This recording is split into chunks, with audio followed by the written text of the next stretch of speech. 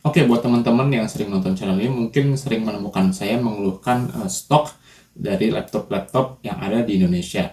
Di mana sebagian besar, nggak semuanya sih, tapi sebagian besar laptop-laptop yang beredar itu adalah laptop-laptop dengan prosesor lama, yaitu antara Intel Gen 11 atau AMD Ryzen 5000 series. Padahal sekarang Intel itu sudah Gen 13 dan AMD Ryzen itu sudah yang seri 7000 ya.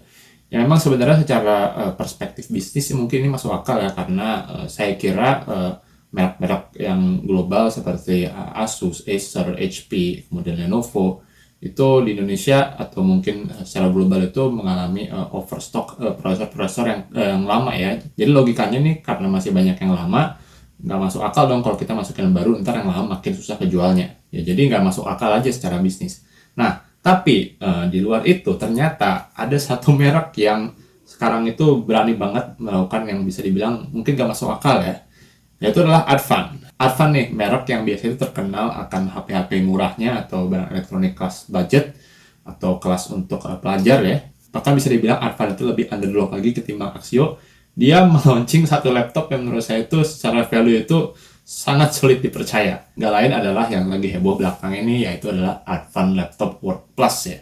Kenapa ini bisa dibilang sangat sulit dipercaya secara value? Kita akan bahas soal laptop ini. Ini disclaimer dulu ya, karena saya itu posisinya di Korea, saya nggak bisa beli laptop ini dan saya juga nggak bisa meminta Advan Indonesia untuk mendatangkan ke sini.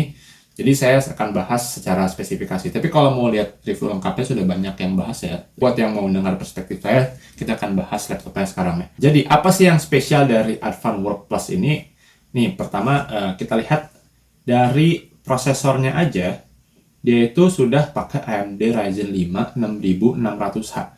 Ini prosesor sebenarnya nggak paling baru ya, karena ini sudah ada di tahun 2022 seingat saya. Tapi pada launchingnya di tahun 2022 itu hampir nggak ada laptop di Indonesia, apalagi yang di bawah 9 juta, yang punya prosesor yang satu ini. Dan ini menurut saya adalah sesuatu yang big deal ya, sesuatu yang sangat-sangat signifikan. Kenapa? Karena seri 5000 dan seri 6000 itu bedanya agak jauh, terutama dari segi integrated GPU ya, dimana yang 6000 series itu sudah pakai integrated GPU berbasis RDNA 2. Di harga 7 juta dapat yang kode H yang high performance, ini makin sulit dipercaya lagi. Memang sih kalau dari pengalaman saya pakai laptop AMD Ryzen 5000 series yang pakai kode belakang H ini, dia tuh memang nggak sepowerful Intel, terutama dari segi single core performance.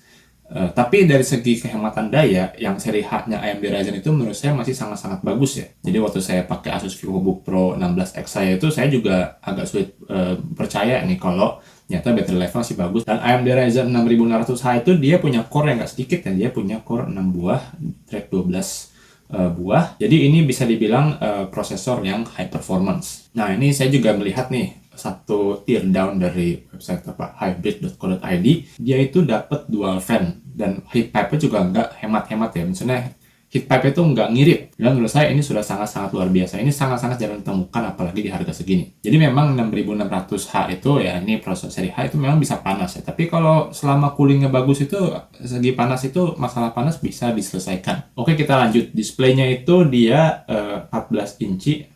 Saya nggak yakin ini 16:10, padahal resolusinya 1920x1080, harusnya kalau 10 itu 1200. Jadi untuk GPU-nya dia pakai AMD Integrated Graphics, ini yang saya bilang sudah RDNA 2. Jadi kalau untuk main game Full HD settingan kelas setengah, menurut saya ini sudah sangat-sangat mampu. Kemudian RAM-nya 16 GB onboard ya, artinya dia nggak bisa di-upgrade. Tapi buat sebagian besar orang, apalagi harga segini, menurut saya ini sangat-sangat nggak masalah lah. Saya sendiri untuk laptop, saya hampir nggak pernah pakai laptop yang RAM-nya di atas 16 GB.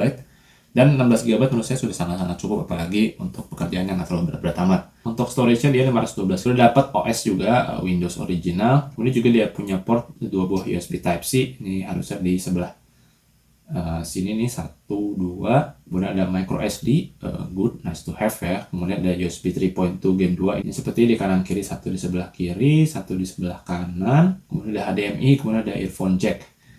Satu hal yang missing di sini saya lihat adalah dia nggak dapat Office Home and Student, tapi ya nggak apa lah. Itu kan kalau Anda berkuliah itu harusnya Anda bisa dapat gratis dari kampus atau dari sekolah. Sementara kalau Anda kerja, Anda harusnya berhak untuk minta ke kantor. Garansinya 1 tahun, ini emang agak sedikit di bawah biasanya. Cuma menurut saya ini setidaknya barang resmi lah. Jadi Minimal banget Anda kalau mau service itu ada satu pihak yang bisa dirujuk. Meskipun kita belum tahu ya kualitas after sales dari Advan. Nah, sekarang pertanyaan, kenapa Advan bisa bikin begini? Kenapa merek lain nggak bisa? Yang pertama, dugaan saya ini pertama ya, kemungkinan besar karena Advan itu tidak terkena masalah oversupply prosesor ya, seperti merek-merek yang saya sebutkan di depan. Dan yang kedua, ada kemungkinan juga nih Advan tuh lagi dalam mode, ya, dalam istilahnya tuh bakar duit ya. Karena Advan itu kan ya nggak terkenal ya dari segi laptop, meskipun saya tahu Advan itu sudah agak lama bikin laptop. Tapi ya ini adalah salah satu laptop yang mungkin sangat-sangat penting untuk nge-push Advan agar dia bisa masuk berkompetisi di kelas mainstream ya. Setelah sebelum itu Axio dengan seri Pongo, kemudian ada Metal. Sekarang Advan itu juga nggak mau kalah. Dan sepertinya memang lagi ramai nih kompetisi laptop lokal ya, karena ini nggak lama kemudian nih, ini baru sehari lalu Axio itu udah mulai teasing something hype coming up soon, karena dia menjanjikan mau ada prosesor Intel Core mulai dari 3 jutaan. Wah, ini lebih serem lagi sih, tapi saya sih nggak terlalu berekspektasi banyak, kayak ini mungkin perkiraan saya sih ini maksimum banget adalah Intel Core Gen 11 i3. Kalau sampai i3 Gen 12 sih sudah bagus banget ya, tapi saya nggak bakal berekspektasi tinggi. Tapi intinya ada kompetisi yang cukup memanas di laptop-laptop produk lokal.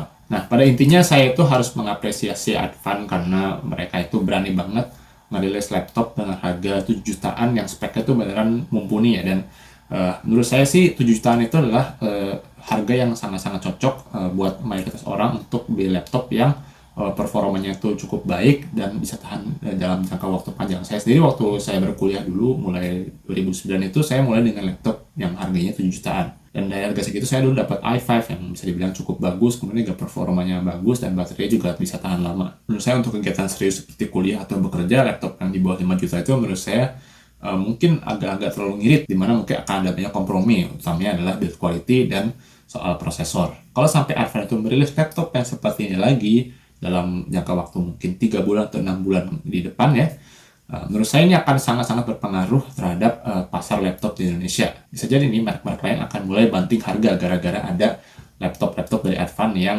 merusak pasar. Oke, demikian aja video tanggapan singkat dari saya. Video reguler dari saya akan rilis insya Allah sebentar lagi. Sudah ada produknya di tangan saya ini, akan saya bahas sebentar lagi. Silahkan like video ini jika dirasa bermanfaat, subscribe jika tidak ingin ketinggalan konten dari material lainnya. Saya Julian, terima kasih telah menonton.